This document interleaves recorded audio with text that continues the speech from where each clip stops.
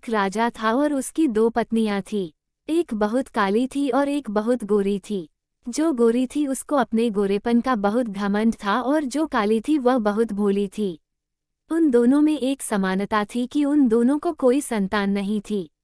राजा बहुत दुखी रहता था क्योंकि उसको लगता था कि मेरी भी कोई संतान होनी चाहिए। राजा अपनी दोनों पत्नियों से बहुत प्यार करता था, पर राजा की फेवरेट पत्नी गोरी वाली थी। लेकिन उसने कभी भी दोनों पत्नियों में भेदभाव नहीं किया। राजा की जो गोरी पत्नी थी वो बहुत घमंडी और झगड़ालू थी। घर के सब काम राजा की काली पत्नी से करवाती थी और वह बेचारी सब काम कर लेती थी पर राजा को कुछ नहीं बताती थी। एक दिन राजा की दोनों पत्नियों का बहुत बड़ा झगड़ा हुआ और राजा की गोरी पत्नी ने काली पत्नी को महल से निकाल दिया। काली रानी ने राजा को सारी बातें बताई और राजा उसे कहने लगा कि मैं तुम्हारे लिए अलग महल बना दूंगा, तुम उस महल में रहना। फिर राजा ने महल के सामने छोटा महल बनाया और उस घर में काली रानी को रहने बोला। एक दिन राजा दूसरे राज्य में घूमने के लिए जा रहा था तो उसने अपनी दोनों पत्नियों से कहा कि तुम दोनों को क्या क्या सामान चाहिए, मुझे बता दो, मैं तुम दोनों के लिए लेकर आऊंगा। तब राजा गोरी पत्नी के पास गया और उसे कहने लगा कि तुम्हें बाजार से क्या चाहिए। तो वह बोली मुझे मेकअप का सारा सामान चाहिए।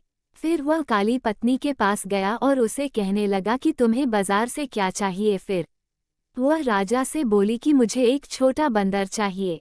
वह बोला कि ठीक है, मैं लेकर आऊंगा कहकर राजा वहां से चला गया।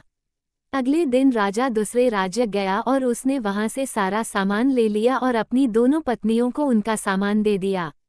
राजा की काली पत्नी उस बंदर को देखकर बहुत खुश हो गई। वह बंदर उस रानी का सारा काम करता था, उसके साथ खेलता भी था। वह काली रानी उस बंदर को अपने बच्चे जैसा प्यार करती थी।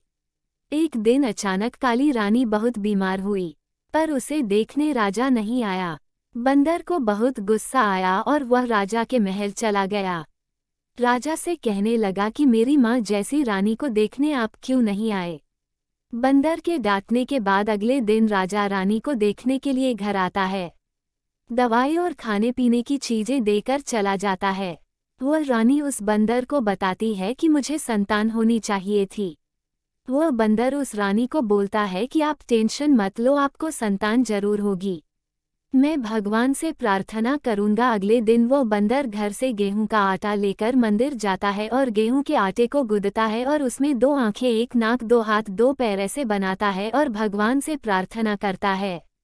भगवान उस बंदर की प्रार्थना सुनकर उस आटे के गोले को एक छोटा बच्चा बना देते हैं और वह बंदर उस बच्चे को देखकर बहुत खुश हो जाता है।